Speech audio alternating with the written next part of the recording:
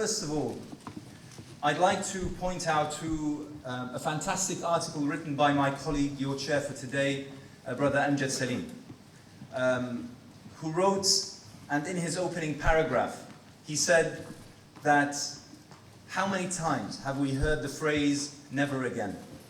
How many times have governments, have community leaders, have prominent figures come out after a humanitarian crisis in which blood was let, in which dignities and honors were let to be targeted, in which people's bodies as well as their dignities and minds were pillaged, were violated. And we stand up and we say, never again, yet we find ourselves here once again. It seems that humanity has this insatiable appetite for blood. It has this insatiable appetite for injustice. It has this insatiable appetite for killing, for undermining, for subjugating, for terrorizing, for oppressing. And it's something that we must come to address as human beings. I know that today we are in this magnificent place of London, the London Muslim Centre. I recognize that the vast majority of today's audience are Muslims. I recognize that most of us associate the issue and the crisis of the Rohingya being a Muslim issue. However, we must put it in its right place, and that is that this is a humanitarian crisis that we all face. And unless we come together, all of us, those within this hall and everyone outside of it, come together in order to address this appetite of ours, this appetite of those with might, with power, with finance, with backing, with the media, to oppress, to subjugate, to tell it a lie and to make it into a fact. Unless we face that, then unfortunately we will see ourselves coming back time and time and time again to this hall and many other halls throughout this city and throughout the country and throughout the world, addressing how humans are being led down by fellow human beings. So to start off with, let's remember similar stories in the recent past. And I won't take you too far back in the corridors of history. I'll take you back to a history that you and I all remember. Remember Bosnia? Remember Rwanda? Issues where we only became aware of what's truly happening and the scale of what's happening when it was far too late. Unfortunately, we are here again with the Rohingya. Once again, we're addressing an issue when it's far too late for hundreds of thousands who've been killed, who've been raped, who've been violated, who've been displaced, who've had their rights totally obliterated. And whilst, yes, the massacre that we are discussing today took place a few months ago, but we are talking about an issue that's been going on for decades, and we have failed to address. So now we're coming in extra time. In fact, not even in extra time. We're past even that to discuss this issue. But as they say, better late than never. Let's make absolutely sure that this is not just a moment that we come and our emotions are heightened, our attentions are focused, that we know one or two more things as a result of the guests and the speakers who furnish us with information, but make sure that this is something that we take back, that we spread and we propagate. I have three messages. The very first is that actually we know nothing about this. I personally am the very first to be guilty of this. When I was first sent an email, just like Lord Nazir Ahmed, when he first received an email, I received that similar email, and I couldn't even bring my tongue around Rohingya. I didn't know how to pronounce it. I had no idea of this. I hadn't known anything about Burma, but Aung San Suu Kyi and democracy and bringing Burma into the international fold and all this. I had no idea that there was this issue that has been going on since the day I was born and maybe even before then. So we're all guilty in a sense of the fact that we have been oblivious to human suffering on a magnitude. It's way beyond the few crimes being committed. This is not a crime spree. This is not how it is in some suburbs of LA or New York where, people tend to get attacked or tend to get mugged or tend to get raped. We're not talking about that. We're talking about a systematic, institutionalized wave of attack in order to undermine an entire ethnicity, race, and people of faith and creed.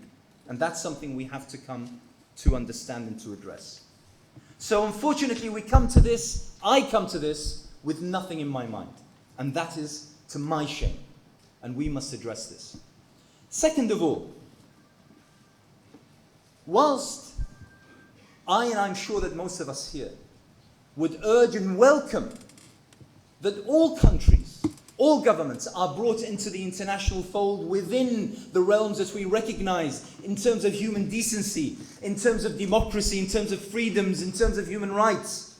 We want that. We welcome that. But at the same time, this must never be at the account of a people like the Rohingyas.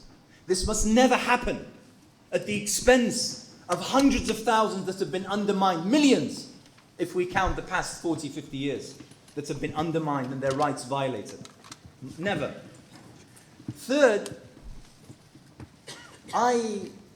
similar to Lord Nazir Ahmed, I addressed Aung San Suu Kyi and mentioned to her the fact that for the past 15, 20 years, I have been one of her supporters. And I'm proud that I have been one of her supporters. I was extremely pleased that she was allowed to travel and to physically receive her Nobel Peace Prize. I was extremely pleased that she and her party were allowed to stand in the elections and that she gained what she did. But she must be the very last of us to be hypocritical when it comes to human rights, to freedoms, and to democracy. And her answer, claiming not to know about the Rohingya, is one that is unbecoming of someone of her status. And something that we need to address. And something that we must push, because she, more than anyone else, should understand this plight. I also addressed openly and publicly the Dalai Lama. Because one other thing that I learned, which I was previously oblivious to, again to my shame, I thought that out of all the religions and faiths, the Buddhists were the most peaceful, were the most anti-violence, anti-bloodshed. It turns out they're far more capable of bloodshed and violence than we ever gave them credit for. And that is something that, once again, we need to address and put forward to those leaders of the Buddhist faith and say, is this something that your religion prescribes? Is this something that your religion and your faith condones? Is this something that you accept? Is this not to the shame of yourselves and your preachings and your edicts and your tenets? We must start speaking to the people who are deeply concerned with all this. Once again, the Dalai Lama being someone whom I personally, I'm sure most of us here, have been supporting for years and years and years in his cause for Tibet and the such, but he must never, ever be allowed to get away scot-free when it comes to his followers and how they have been behaving in Burma. And so what I want to do is set the seed in terms of international law, because there is something that we can do. And armed with various principles of international law, we can go to governments and say, there is something you can do. It's no good just simply ignoring it. You have a responsibility. On our behalf, our government has a responsibility. But we can point governments around the world to their own responsibilities. And what I'd like to do is explain to you what is a refugee in law. How does a person become a refugee? What rights do they have? Because they do have some rights. And what are states obliged to do in order to protect refugees, those who are suffering and are the people who have least in the world.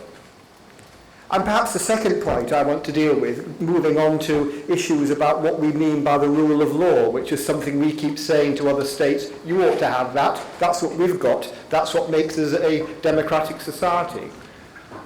What is it that causes refugees to become refugees? How and why should states, what should states do? What does the law require states to do to prevent refugees becoming refugees? In other words, how do they stop crises? How do they prevent conflicts, community violence, which causes refugees to become refugees?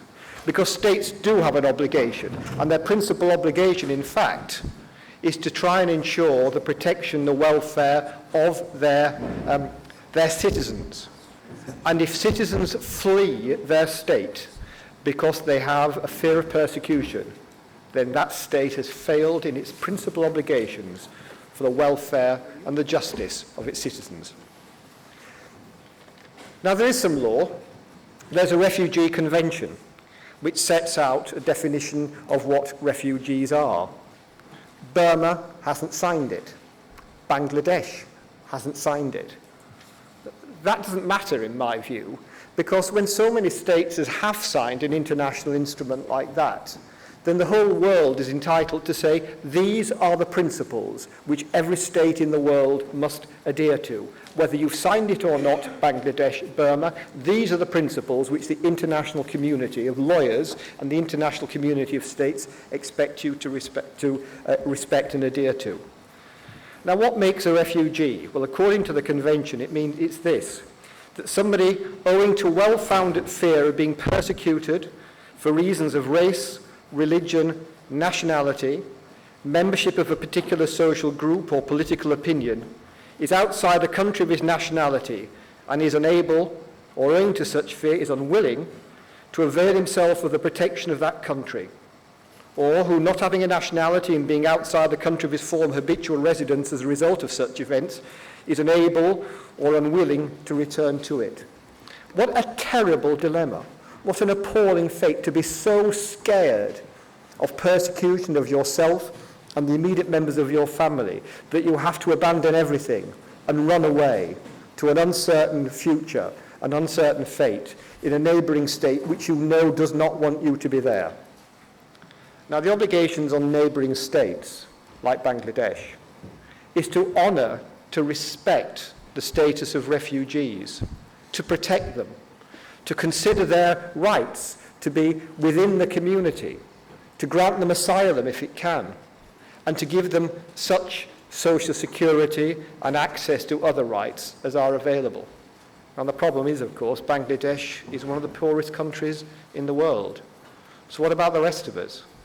Well, we must do whatever we can to help Bangladesh out, providing funding, providing assistance by way of personnel and other means, food, material, to take the burden off Bangladesh, because otherwise the temptation of any country like Bangladesh is to say, we can't cope with this. We have our own crises. We cannot cope with any more. So moving on now to the rule of law. Because many refugees are refugees from injustice, from persecution, from the fear of being killed or being unlawfully imprisoned, being discriminated against. And that's where the rule of law comes in, the fear of injustice, of not being able to live a proper life in your own country. And so why do states have an obligation to prevent refugees existing in the first place? And that is, as I said at the outset, because every state has an obligation to protect its citizens. Governments have an obligation to create laws which give people rights, the fundamental right to life, the fundamental right not to be tortured, the fundamental right not to be imprisoned unlawfully, not to be discriminated against, to be able to exercise your religion, to be able to communicate, to be able to associate with your friends and in political parties. Now, in the past, historically, several states which have actually persecuted their citizens have said, well, look, we have these laws. That isn't enough. To have the laws is not enough. They must actually be enforced, and the mechanism must be there to enable people to say, I have been the victim of persecution, of unlawful imprisonment, and you, the state, must do something about it. And one of the problems comes about, of course, when there's communal violence, inter-community violence. There's violence between different sections of the community, sectarian violence, and the state has an obligation to stop that happening, to step in. Not to step in on the one side or the other to make it worse, but to stop it happening. And of course some states will need assistance, which is where we come in again.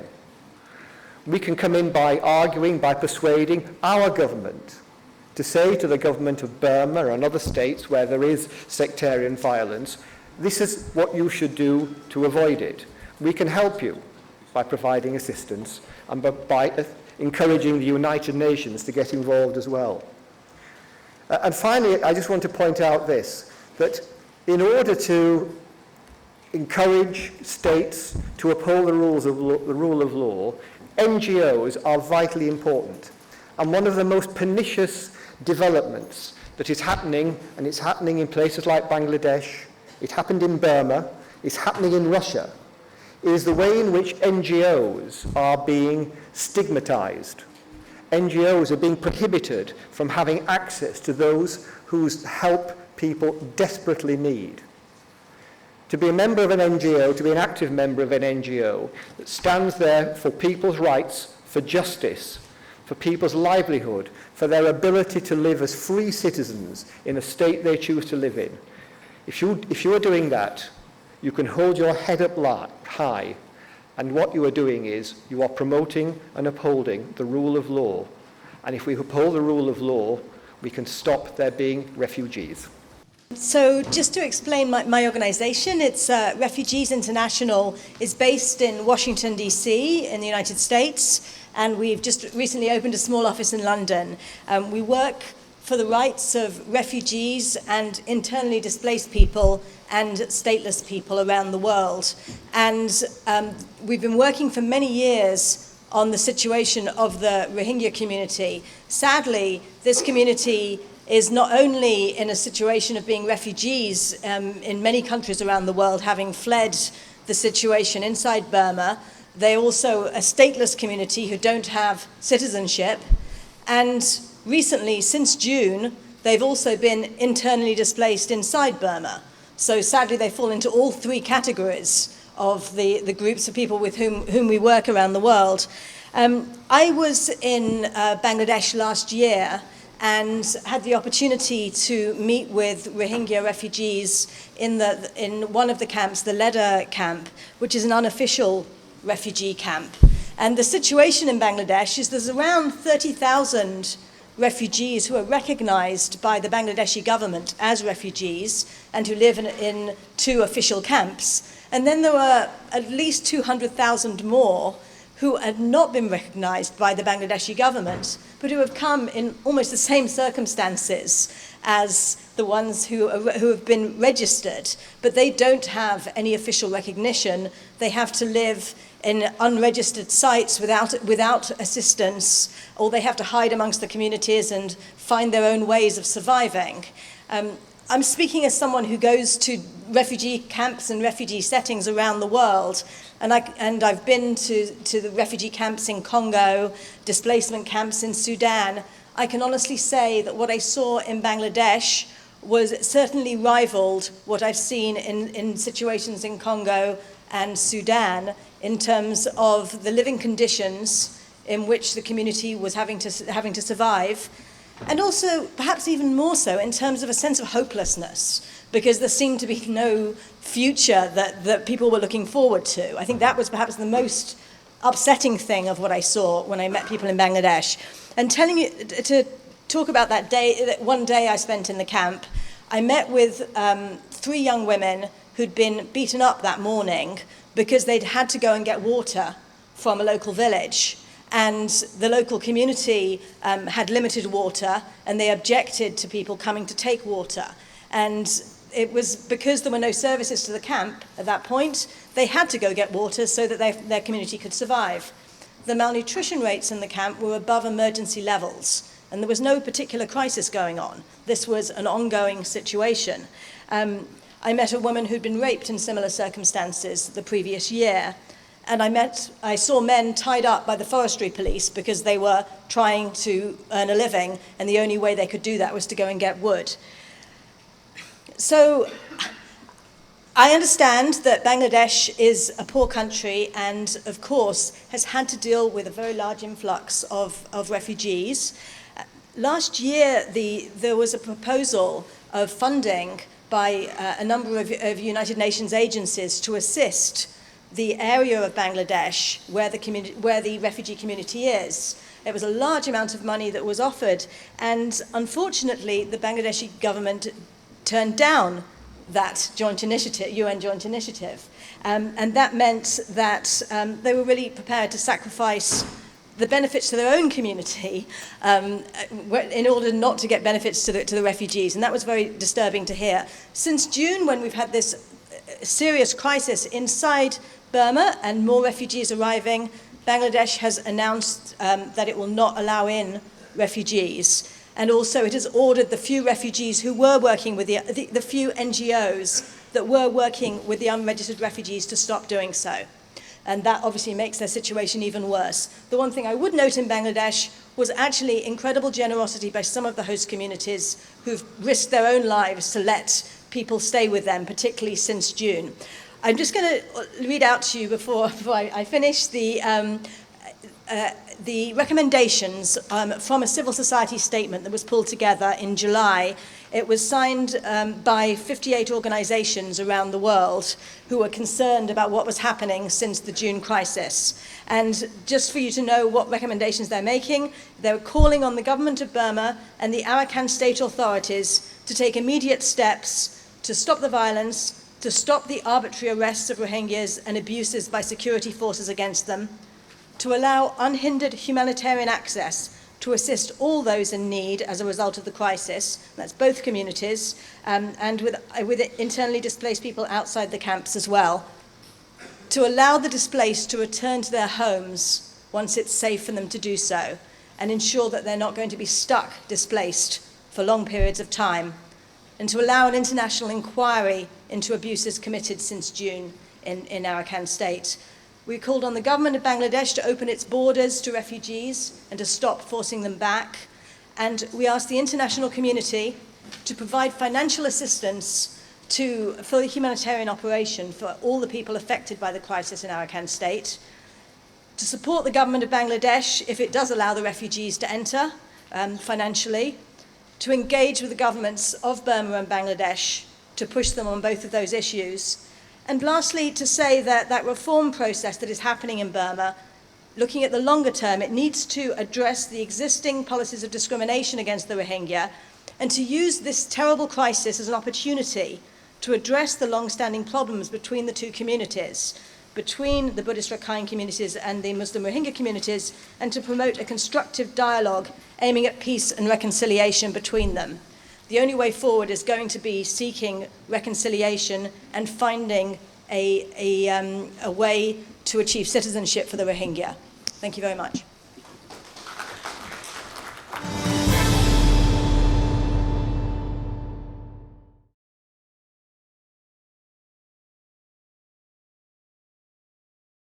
People did not know what was happening in Burma. In June, when the massacre took place, 100,000 or more people were made homeless. And none of us knew until this email circulated amongst some of our friends. My friends sent me an email with an article of Rohingya community. All I knew about Burmese community was that there was this lady Aung San Suu Kyi who was looking for democracy in Burma. But let me just say this, I am appalled with that lady because she asked for her rights, we supported her, but she did not support the minority